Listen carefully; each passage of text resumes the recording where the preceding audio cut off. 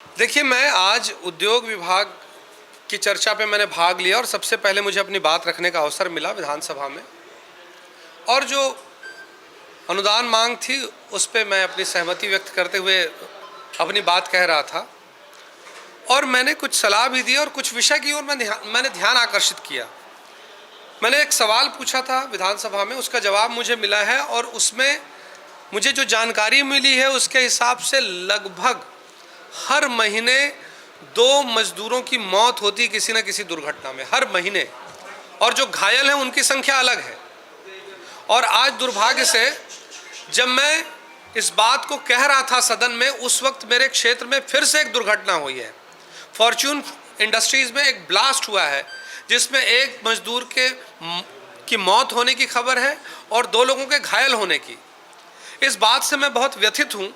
कहीं ना कहीं अधिकारियों का, कर्मचारियों की इसमें संलिप्तता दिखाई देती है, क्योंकि जिस दिन सिक्योरिटी की जांच की बारी आती है उसी दिन जूते, ग्लव्स, चश्मे, हेलमेट तब वितरित किया जाता है और बाकी समय हमारे मजदूरों के, हमारे कर्मचारियों की सुरक्षा को ताक पे रख दिया जाता है। मैंने इस ओर माननीय मंत्री जी का ध्यान आकृष्ट किया है और इसके बाद भी बहुत सारी ऐसी इश्यूज है। 109 खतरनाक इंडस्ट्रीज की लिस्ट मेरे पास आई थी और खतरनाक इंडस्ट्रीज की लिस्ट में ये कंपल्शन है कि जो वहाँ के काम करने वाले मजदूर और कर्मचारी हैं उनके स्वास्थ्य की जांच की जानी चाहिए। मेरे पास जो रिपोर्ट आई है उसके हिसाब से 89 फैक्ट्रीज में इसकी जांच की गई है और वो भी मैंने जो नंबर्स देखे हैं सभी लोगों की ठीक से जांच नहीं हो पाई, उसमें भी शिकायतें हैं।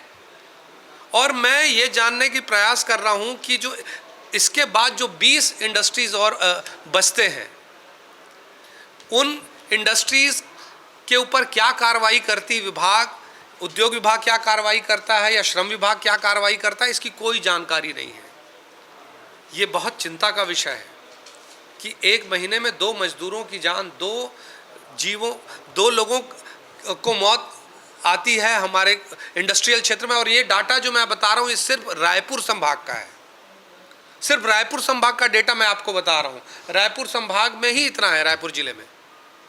और इसके अलावा ये जो जहाँ कार्रवाई नहीं हुई वो बात एक अलग हो गई।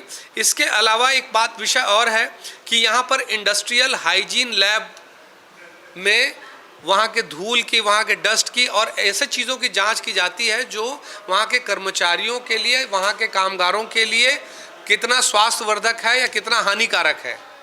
ऐसा लैब जब छत्तीसगढ़ में स्थापित हुआ तो वो देश का दूसरे नंबर का बन रहा था, लेकिन पिछले 5 सालों में वहाँ किसी उपकरण की खरीदी नहीं हुई और किसी प्रकार की खरीदी नहीं होने के कारण पुराने उपकरणों में जांच चल रही है, तो उसकी क्या गुणवत्ता होगी ये सोचने का विषय है।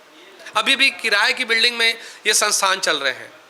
ऐसे विषयों पर मैंने आज माननीय मंत्री जी का ध्यान आकृष्ट किया है और कहीं ना कहीं इस पे मुझे दिखाई देता है कि अधिकारियों और कर्मचारियों की मिलीभगत है जिससे सुरक्षा कारणों की अनदेखी हो रही है। इस पे मैं माननीय मंत्री जी से आज मैंने आग्रह किया कि इस पे कड़ी कार्रवाई होनी चाहिए। बहुत बहुत धन्यवाद।